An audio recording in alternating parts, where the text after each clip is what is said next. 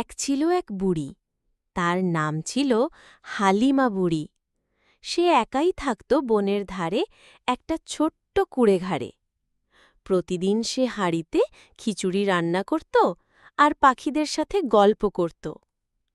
একদিন রাতে বুড়ি খিচুড়ি রান্না করছে, এমন সময় কু কু করে বাতাস বইতে লাগল।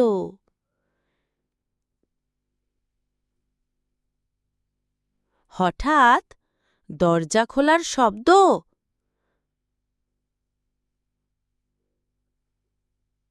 ভূত এসে বলল,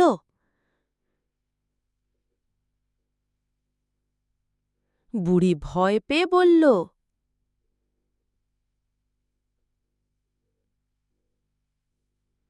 ভূত মাথা নাড়ল।